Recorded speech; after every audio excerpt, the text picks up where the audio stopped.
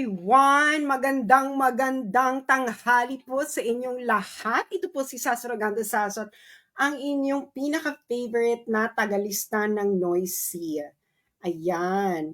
Mainit na mainit ngayon ang usapin ng pagkakaaresto ni dating Pangulong Rodrigo Roa Duterte sa um, alleged na kasong crimes against humanity. Alam niyo na siguro yan, di ba? Pero i-share niyo po ang itong live na ito nang maliwanagan po ang lahat sa mga pangyayari. Sandali lang, lilinisin ko lamang ang aking salamin dahil inaalikabok na. Pasensya na, ganyan talaga mga noise. Yeah. Okay. I-share nyo i-click share, ayan, sa lahat ng mga taong gustong matuto nang hindi kayo ginagawang mangmang ng gobyerno ni Bongbong Budolero. Okay, i-share nyo na po, ayan. Ano ba, nandito na ba lahat ng noisy? Kung nandito na po ang lahat ng noisy, pakitype po present. Okay, again, magkakaroon tayo ng class attendance. Present na ba lahat ng noisy? Present na ba lahat ng noisy? Oh, kung present na ang mga noisy, pakitype po, present! Ayan. May matutunan naman kayo, okay? Yung mga nagsasalita dyan, wala silang alam sa international law, lalo na yung kay Daria. Okay. Alam mo, eto lang makikinig kayo sa akin. Okay? Ang procedure sa ICC, it's a criminal procedure. Okay? Tanungin nyo kahit sinong lawyer, judge, sasabihin ko sa inyong ito. Mag-agree sila sa akin. Sa kahit anong criminal trial, actually, pabor ito parate sa accused. Yung karapatan ng accused talaga, sinisecure talaga yan. Always remember that. Because no one can be deprived of life, liberty, and property without due process of law. And that applies in the ICC. Ang ICC, it's simple an extension of common criminal law principles sa buong mundo. Okay? So, kasama yan, yung principle na yan, na the rights of the accused will be respected at all times, all throughout the proceedings. Because ang standard ng criminal law ay, anong standard ng criminal law in order for you to be convicted? Proof beyond reasonable doubt.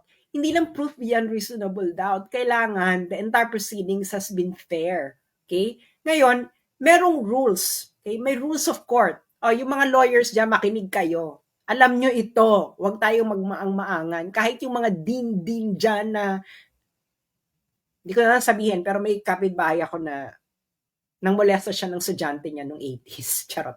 Anyway, meron yung rules, di ba may rules of court nga tayo Papaliwanag ko lang kayo sa Pilipinas And this applies to all criminal, in all jurisdictions. Yung procedural fairness, ibig sabihin, the entire procedure, dapat irespeto ito. Dapat, kasi nga dinideprive mo yung tao ng liberty So dapat, meron kang justification kung bakit mo i-deprive yung liberty ng tao. And dapat, ito ay compliant sa kanyang karapatan. Okay? Lalo na accused pa lang Duterte is still an accused person. Hindi pa po siya convicted. Kaya, yung buong karapatan niya, applicable. Okay? Only when you are convicted that your rights are actually curtailed. That's very basic principle in criminal law. Kayo naman mga law din dyan. Don't use your emotions. Use your logic. Okay. Now, ipapaliwanag ko sa inyo ang nangyari. Okay? Eto, malinaw na malinaw sa inyong lahat ang nangyari. Kayong mga pulis, makinig kayo. AFP, makinig kayo. Okay? I-share nyo ito sa mga sundalo ninyong kasama. Dahil yung commander-in-chief ninyo, inabuso kayo. Hindi sila nag-comply sa arrest proceedings mismo ng ICC. Ikaw, Enrile, makinig ka. Okay, may mga pa-comment pa ka pa na international law. Hindi mo naman alam yung international law. Enrile, makinig ka nang may matutunan ka. Diyos mio. Okay. Eto bibigyan natin yung facts. Okay. facts muna tayo, facts. Okay, anong ginawa nila? Inaresto nila si Digong. Dinala saan? Dinala si Digong pagka-aresto. Saan? Saan dinala? Isulat nyo nga, saan dinala si Digong nung inaresto siya? Saan siya dinala? Saan po siya dinala? Saan po siya dinala? Si Digong nung inaresto siya. Saan siya dinala? Hindi ba sa Villamor Air Base? Dinala si Digong nung inaresto siya by virtue of arrest warrant ng ICC. Dinala siya sa Villamor Air Base. Tapos nandun si Torres, binabasa-basahan pa niya ng right si Digong.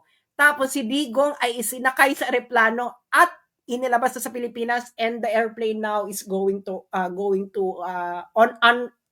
route to Rotterdam sa Netherlands. Okay, Rotterdam is just a city next to The Hague. Kaya sa Rotterdam yung dinala kasi I believe ang Rotterdam ang airport sa Rotterdam ang tumatanggap ng chartered flights. Anyway, so yun ang facts. May ICC arrest warrant daw. Kinuha si Duterte, dinala sa Villamor Air Base. That's a fact. Nakita nyo yung lahat. Ano ang arrest proceedings ng ICC? Makinig ka, Enrile, itong international law. Okay. Ano? Ito, papabasa ko sa inyo. Article 59. Ito ang arrest proceedings ng custodial state. Ito ang batas. Enrile, itong international law. Makinig katanda. Article 59 ng ICC. Meron pong procedure of arresting an accused. Okay, meron. Batas ito na. Let's work under the condition na nasa jurisdiction tayo ng ICC. Kaya kung wala tayo sa jurisdiction, edi lalong mas mali yung pagkakaresto nila. So, assuming for the sake of argument na ang Pilipinas ay under sa jurisdiction ng ICC, meron pong arrest proceedings ang ICC. Ano ito? Nandito ito sa Rome Statute, and really, magbasa ka! Magbasa kayo, PNP, magbasa kayo! Bong-bong, wag puro singhot. Article 59 ng Rome Statute. Anong sinabi ng Article 59.1. Ito ang procedure, procedure. A state party which has received a request for provisional arrest or for arrest and surrender shall immediately take steps to arrest the person in question. Ano ibig sabihin yan? Pag naka-receive ka, arrestin mo kagad. Correct. Sabihin natin, correct yung ginawa nila. Inaresto nila. Nakatanggap sila ng warrant of arrest. Inaresto nila. Pero may next step, mga friends. May next step pag inaresto mo. Ano ang step 2? Step 2. A person arrested shall be brought promptly before the competent judicial authority in the custodial state, which shall determine in accordance with the law of the state that 1. A. Warrant applies to the person. 2. The person has been arrested in accordance with the proper process. And C. The person's right have been respected. Step 2 pa lang tayo. Anong sabi nito? Tatagalogin ko. Pag ikaw ay inaresto, anong dapat ang gagawin sa'yo ng arresting officer? Dadalin ka sa harapan ng competent judicial authority. Ibig sabihin, si Digong dapat dinala saan? Sa hukuman ng Pilipinas. Sa harapan ng hukuman ng Pilipinas. Pero anong ginawa nila? Saan nila dinala si Digong? Sa Villamor Air Base. Kailan naman naging korte ang Villamor Air Base? Napakalinaw dito, mga engot kayo. ICC law ito. Ito ang ICC procedure. Ito yung pinagmamalaki ninyo. Violate nyo yung law. Number 1 violation. Hindi nyo dinala si Digong sa harapan ng competent judicial authority.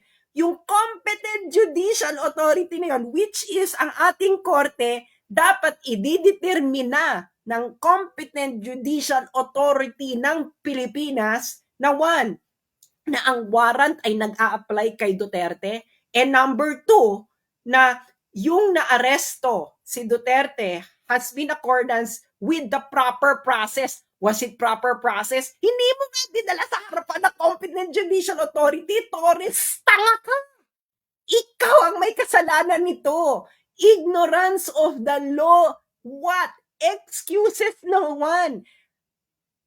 Nasa batas ng ICC, Torres, Bongbong Marcos, na pag inaresto mo, may inaresto ka na may warrant of arrest from the ICC, dadalhin mo yung inaresto mo dapat sa harapan ng competent judicial authority sa bansa mo. Yaan ang nasa batas ng ICC. You violated it. You violated it. Okay. Di ba? Violated na. Kita niyong lahat, saan dinala si Digong? Dinala ba si Digong sa harapan ng competent judicial authority? No! Kitang-kita niyong lahat, siya dinala sa Villamor Air Base. Hindi ba? Villamor Air Base. Villamor Air Base is not a competent judicial authority. The AFP, na yun ang pugad ng AFP, Villamor Air Base is not a competent judicial authority. Torres is not a competent judicial authority. Sino lang ang competent judicial authority sa Pilipinas? Nasaan ang judicial power sa Pilipinas? Nasa Supreme Court and the courts.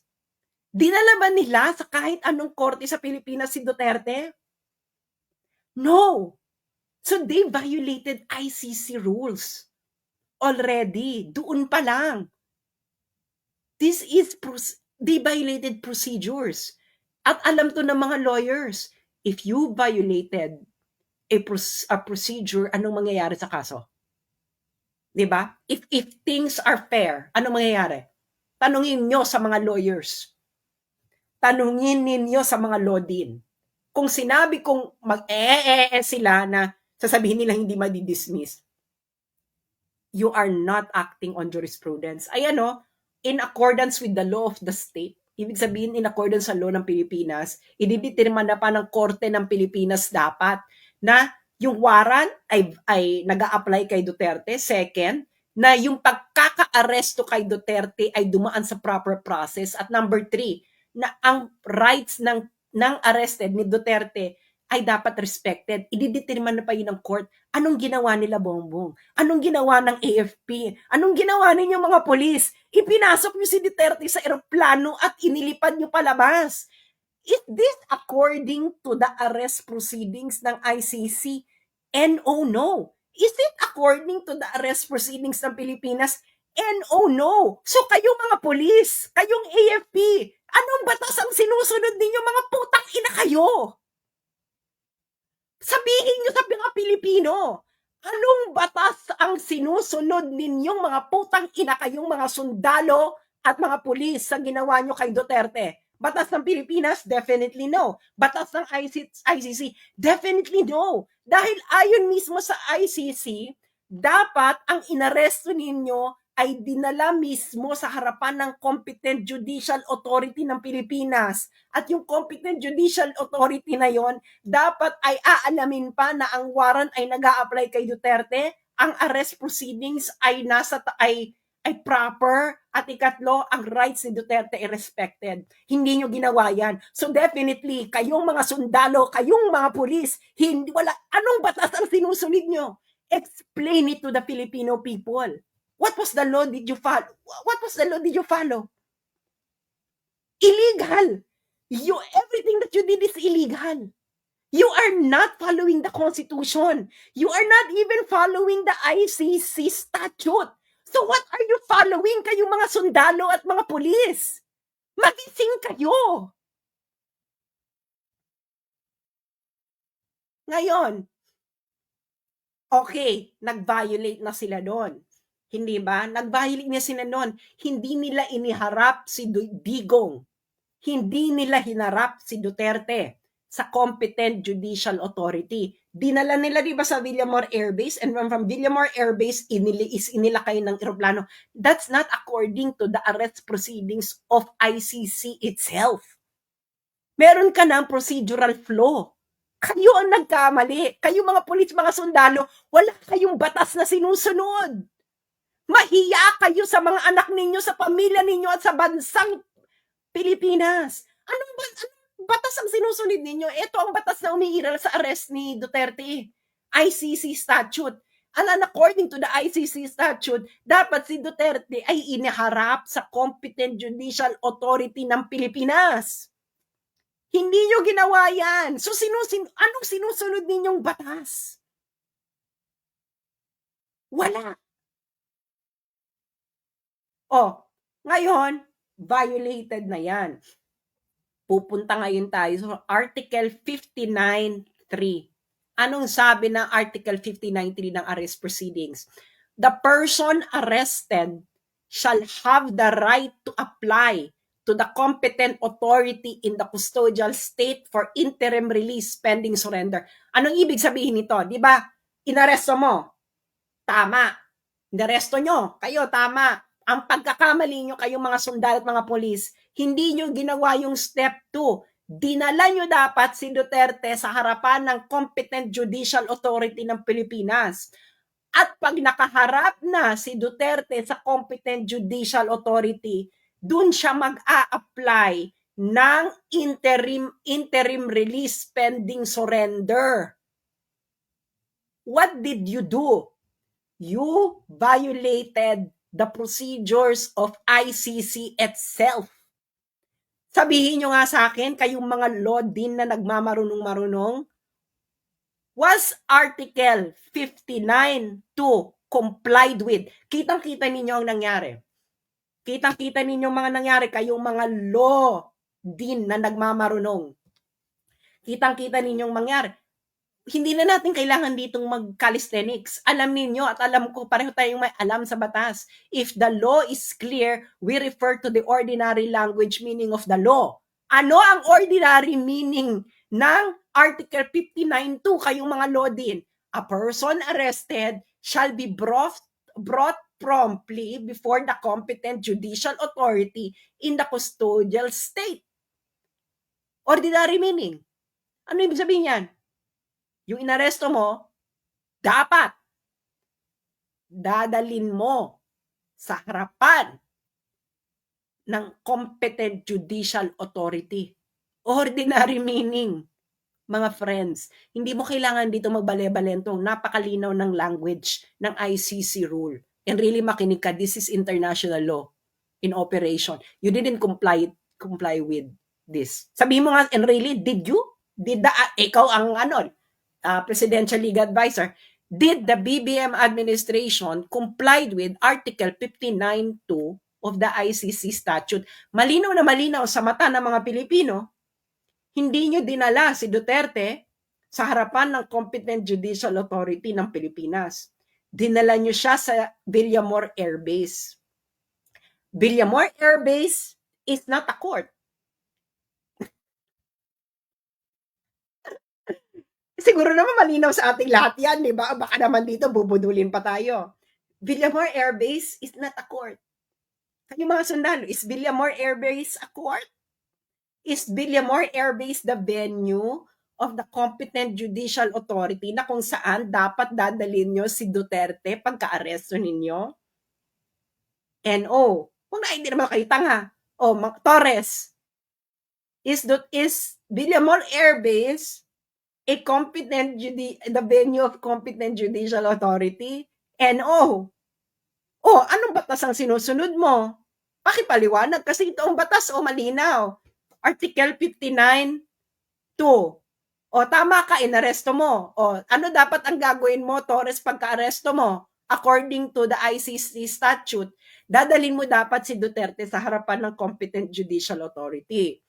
At pag nasa harapan na ng competent judicial authority si Duterte, yung competent judicial authority, i-assess niya in accordance sa batas ng Pilipinas na 1, na ang warrant ay nag-a-apply kay Duterte, 2, na ang person, si Duterte, ay inaresto in accordance with the proper process, at 3, na ang karapatan ni Duterte ay nirespeto. At habang nandoon sa harapan ng competent judicial authority si Duterte, pwede siyang mag-request sa harapan ng competent judicial authority ng interim release pending surrender. Hindi nyo nga siya dinala sa harapan ng competent judicial authority. Doon pa lang mali na kayo. So, merong procedural flaw. Kayong mga lawyer, kung ang accused, kayong mga lawyer, mga dean, kung may procedural flaw sa pagkakaaresto, kung ang karapatan ng inaaresto ay hindi nirespeto sa kahit anumang proceedings, anong mangyayari sa kaso? If things are fair, yung mga lawyer dyan at din, anong mangyayari? If things are fair, kung ang rules mismo ng ICC ay hindi sinunod, di ba, malinaw dyan, dapat dadalin mo sa harapan ng competent judicial authority si Duterte. Article 59.2. Kayo, napanood nyo lahat. Saan dinala si Duterte? Dinala ba siya sa harapan ng, dinala mo ba, Torres, sa harapan ng competent judicial authority si Duterte pagka-aresto mo? Sige nga, sasampahan mo ako libel, tanga ka, Torres. This will be your end. You violated a procedure. Ay, katampakan ka ng kaso dyan. Hindi mo din hinarap sa competent judicial authority. Malinaw, ordinary meaning ng law. Ordinary meaning ng language lang tayo dahil malinaw ang batas. Ang sabi ng batas, pagka-aresto mo, Torres, brought promptly. Ang sabi pa, brought promptly. Ibig sabihin, pag-aresto mo, hindi ka na pwede magpabanjing-banjing, Torres. Dapat dadalhin mo na kagad si Duterte sa harapan ng competent judicial authority. Ginawa mo ba, General Torres? Kayong mga pulis na nakikinig dito, malinaw ang batas, basahin ninyo. Siguro marunong naman kayo magbasa, kayong mga pulis na nakikinig dito at mga sundalo. Anong sabi ng batas? Pagka-aresto, the person arrested shall be brought promptly before competent judicial authority ng custodial state. Sinong custodial state? Pilipinas. Sinong competent judicial authority ng Pilipinas? Sino? Mga sundalo na loyal sa Constitution. Anong sinasabi ng Constitution kung nasaan ang judicial power ng Pilipinas? Nasa Villamor Air Base ba? Kaya nga, di ba, loyal pa kayo sa Constitution? Ano sinusunod yung batas? Ayun ang batas ng arrest proceedings ng ICC. Yung inaresto ninyo, dadalin mo dapat sa harapan ng competent judicial authority ng Pilipinas. Ginawa nyo? Hindi nyo ginawa. Anong Villamor Air Base? Nasaan ang judicial authority ng Pilipinas according to the Constitution na dapat loyal kayong mga sundalo at pulis? Nasa judiciary. Nasaan ang venue ng judiciary? Nasa Villamor Air Base? Wala. So hindi na kayo loyal sa Constitution. Tama? Kasi kung loyal kayo sa Constitution, dapat sinunod nyo yung batas ng ICC. Hindi ba? Kayo mga pro-ICC. Ito ang mga sinasabi ko sa inyo Hindi nyo alam mga pinagsasabi ninyo. Siyempre, hayaan mo na kayo magkamali bago kayo i-correct, di ba? Hindi nyo inalam, may batas pala ang pag-aaresto. Really? Meron palang international law ng pag-aaresto dapat kay Duterte. Hindi mo sinunod. Ano ba yan? Ano ba itong ginawa mong advice? Ayan, malinaw, dapat iharap si Duterte in front of a competent judicial authority. You didn't do it. Dinala mo sa Villamor Air Base. Anong legal calisthenics ang gagawin ninyo kung bakit justified yung violate ninyo ng Article 59.2?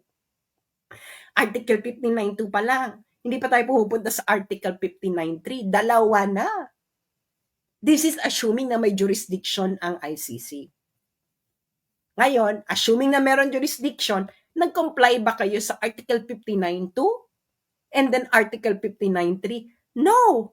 So kayong mga lawyer na nakikinig, kayong mga law din, mga law students, kung may kliyente ka at binayolate ang Article 59.2 at Article 59.3 ng karapatan ng iyong kliyente. Ano gagawin mo?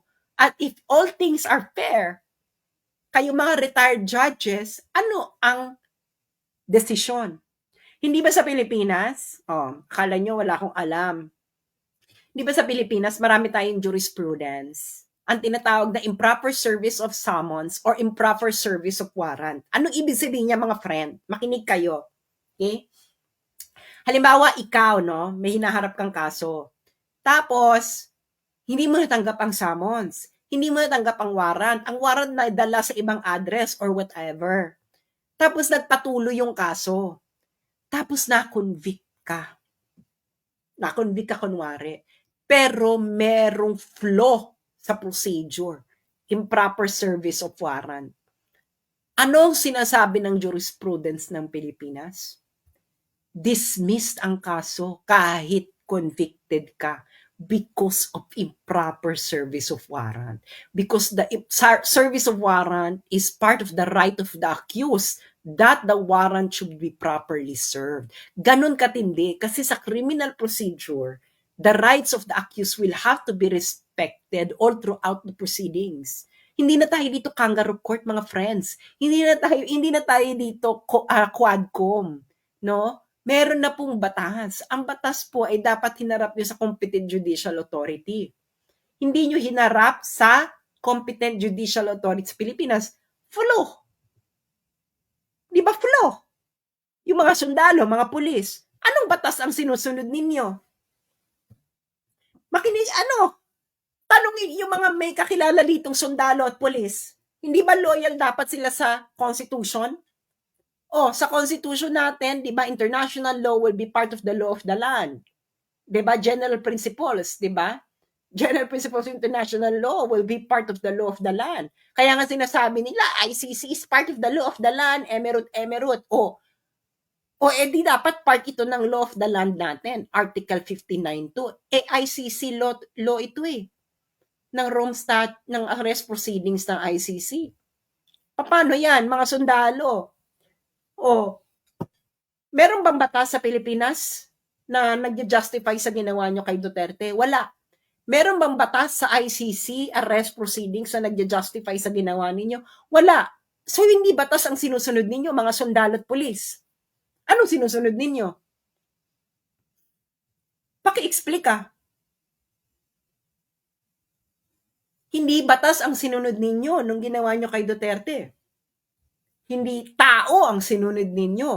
So you are no longer under the rule of the law, but under the rule of men.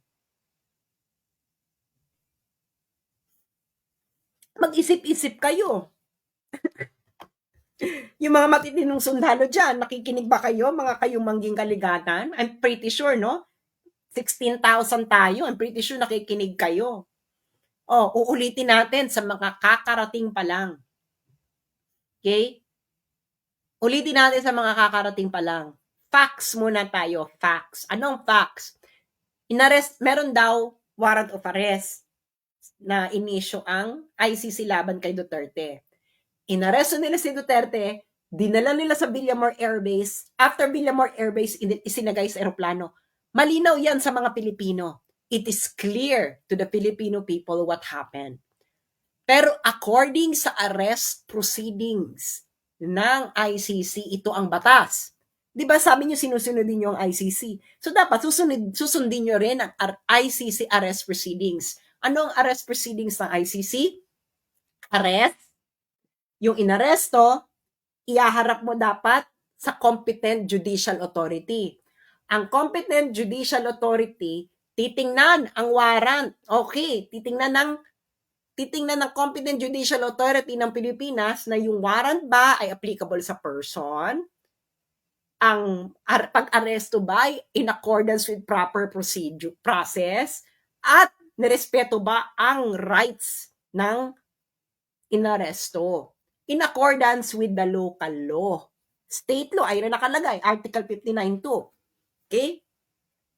Pagkatapos niyan, habang nakaharap si Duterte sa competent judicial authority ng Pilipinas, doon siya magre-request ng interim release. Ngayon, ang korte ipaprocess yung interim release, i-determine na kung may grounds ba for interim release, etc. Sinunod nyo ba ang arrest proceedings ng ICC? I am operating under your assumption na may jurisdiction ng ICC. Kung may jurisdiction ang ICC sa Pilipinas, then dapat nag-ooperate ka according to arrest proceedings ng ICC. Hindi ka nag-operate. Nilabag mo yung arrest proceedings. Wala ito sa batas ng Pilipinas. So si Torres, anong batas ang sinusunod niya? Ignorance of the law, Torres, excuses no one. Ignorant ka, Torres, sa batas na pinapatupad mo, which according to you is the law of ICC. But according to the law of ICC, Torres, at kayong mga sundalo at mga pulis dyan, dapat hinarap ninyo si Duterte sa competent judicial authority. Pero ang ginawa ninyo, inilagak nyo siya sa Villamor Air Base. Villamor Air Base is not a venue of competent judicial authority.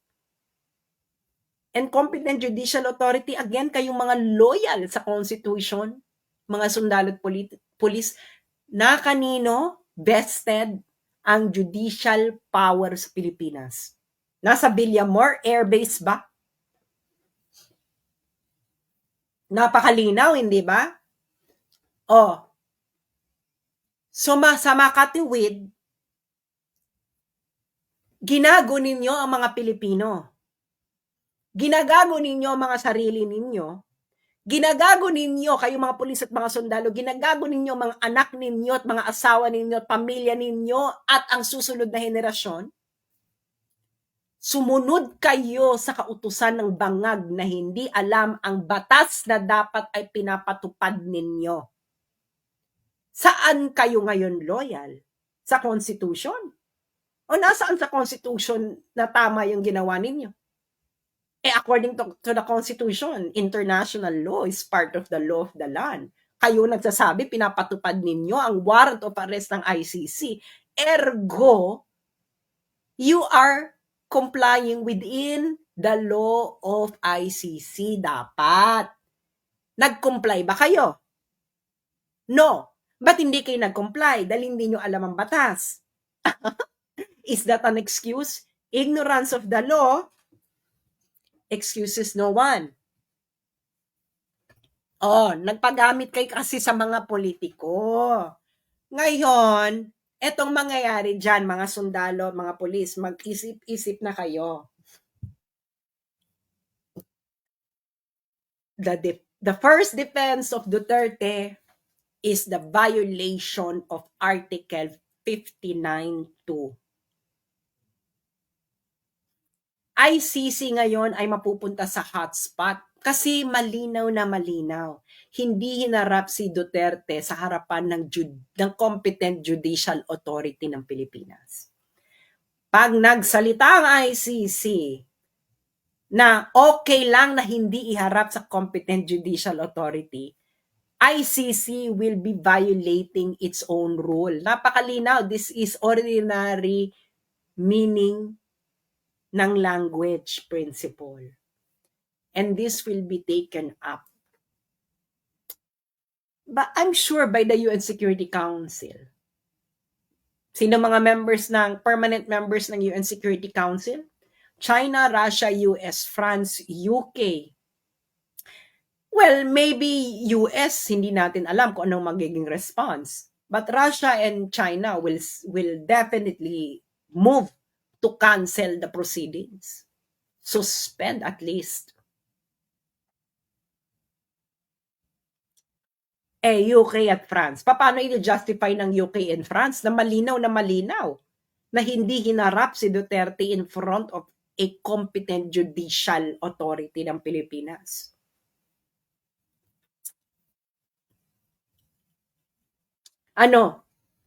Sige nga, anong legal calisthenics ang gagawin ninyo? Article 59.2, pagka-aresto, dapat ihaharap sa competent judicial authority. Hinarap nyo ba sa competent judicial authority ng Pilipinas? No. Kitang-kita ito lahat ng Pilipino. Ay, nako.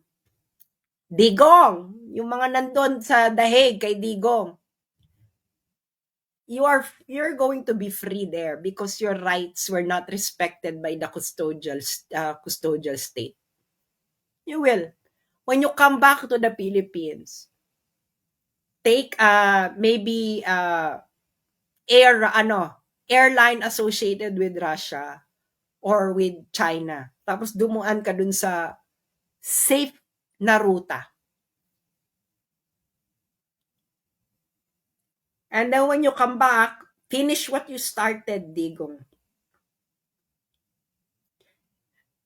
Yung mga sundalo dyan at mga pulis, anong batas ang sinunod ninyo? Paki-justify sa Pilipino.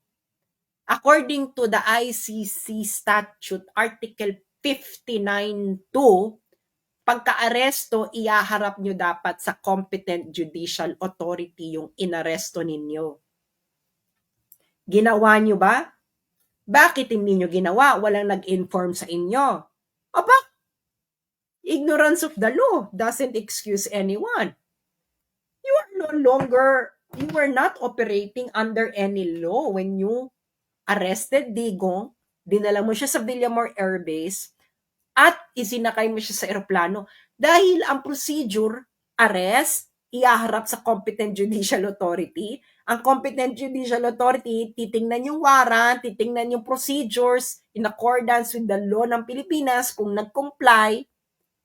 At ikatlo, doon magre-request si Digong ng interim release. Karapatan niya yun, nakalagay dito. Nirespeto nyo ba? Kayong mga sundalo at mga pulis, sinong nag-utos sa inyo para labagin mismo ang batas ng ICC? Remember, Duterte is still innocent. Because he's not convicted. Pero tinraton ninyo siyang convicted. Is that correct? Duterte will be returned. Okay? If alive, maybe itong mga taong to will have mercy. Kaya kayong mga taga Mindanao na nakikinig sa akin, naiintindihan niyo ba yung sinabi ko? Ginago ang kauna-unahang presidente ng Mindanao. Malinaw ang pagkakadiscuss ko dito. Very tight. Malinaw ang proceedings. Hindi ginawa. You all have the right to be angry because everything that happened is a fruit of a poisonous tree. Everything that happened has no legitimate seed. Ergo. Diba? Tama? Yung mga law professors. If something is a fruit of a poisonous tree, the proceedings leading to that something is what? Basic yan, di ba? Basic yan sa law. If something is a fruit of a poisonous tree, and what happens to the proceedings leading to the something? Void. Illegal. Not accordance to law. Parte ito ng law. Dapat hinirap nyo si Duterte in front of the competent judicial authority. Nakaligtaan. Either nakaligtaan nila dahil high or hindi nila binasa yung batas. Either way, yung mga sundalo at pulis niloko nung nag-utos sa kanila. Uto-uto naman kayo. For me, uto-uto kayo. Yung mga sundalo, mga pulis na inaresto, nagpauto kayo. Either nagpauto kayo sa bangag or nagpauto kayo sa walang alam sa batas sa ICC. Eh kung both, mas malala. Bangag na, wala pang alam sa batas ng ICC. So mag-isip-isip na kayong mga sundalo at mga pulis kung anong pinaggagawa sa ininyo. Ewan ko sa inyo. Duterte, this is the first thing na titingnan. Diba? Binayolate na eh. Karapatan mo. Binayolate yung karapatan mo eh. Oh. Fruit of a poisonous tree. So, yun lamang po. At maraming salamat. Keep sharing. At yung mga pulis at sundalo dyan. Ano? Yung mga law din. Malinaw ang facts. Mga dean ng mga law schools. Malinaw ang facts, hindi ba? Inaresto si Duterte, dinala sa Villamar Air Base, isinakay sa eroplano. Yung mga law din dyan, kung tunay kayong may alam sa batas, anong sinasabi ng ICC law? Pag-aresto, ihaharap sa competent judicial authority. After pagharap sa judicial authority, yung judicial authority, i-determine na kung yung warrant ba ay para dun sa tao, proper ba yung pag-aresto, at nirespeto ba yung karapatan. And after nun, may karapatan si Duterte humiling ng interim release. Kayong mga law din, napakasimple nito. Hindi ba? The wording of the law is not ambiguous. Ang facts ng nakita ninyo kahapon, judge it according to the law of ICC on arrest proceedings. Did the facts yesterday comply with the arrest proceedings ng ICC? Napakasimpleng tanong. Kahit siguro first day law student masasagot. 'Di ba? Tanong, yan ang pagdebatihan nyo ngayon. Facts.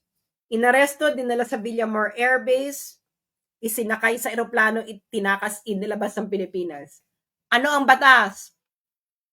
Arrest, present promptly before a competent judicial authority.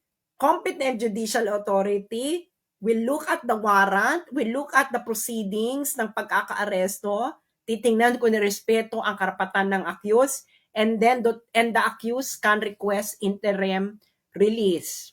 Kasama sa karapatan niya yon. Again, law din ng lahat ng law school sa Pilipinas. Facts kahapon, inaresto, dinala sa Villamor Air Base, isinakay sa eroplano, inalabas sa Pilipinas. Batas, arrest, iharap sa competent judicial authority, bubusisiin ang warrant, ang pagkakaaresto, at kung na-comply ba ang rights ng accused. At doon, pwedeng mag-request si Duterte ng interim release before surrender sa ICC. Tanong, yung law and facts, magkatugma? Kung ang law at ang fact ay hindi magkatugma, sino dapat manaig? Ang law, di ba?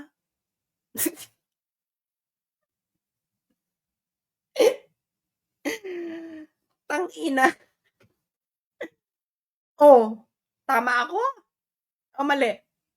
Eh kung mali ako, dapat matinding legal calisthenics ito. Malinaw yung batas. Ulitin natin, mga law din, mga law students. Facts. Inaresto, dinala sa Villamor Air Base, isinakay ng eroplano, ipinuslit ng Pilipinas. Batas. Dapat inaresto, pagka-aresto, ipipresenta sa harapan ng competent judicial authority. Competent judicial authority, titingnan ang warrant, titingnan kung ang pagkaka-aresto ay nagko-comply ba ito sa batas ng Pilipinas at kung ang rights ng accused ay sinunod. At doon kasama ang karapatan ni Duterte humiling ng interim release bago siya isurrender. Tanong again, ulit-ulitin natin para pumasok sa kokote ninyo. Yung batas ba at yung facts kahapon ay magkatugma? Ay, Diyos ko, kahit siguro grade 5 ang natapos, masasagot ang tanong ko. Maraming salamat po sa inyong lahat. At kung gusto nyo hindi maging engot, at yung mga kasamahan nyo hindi mag-engot, i-share nyo ito.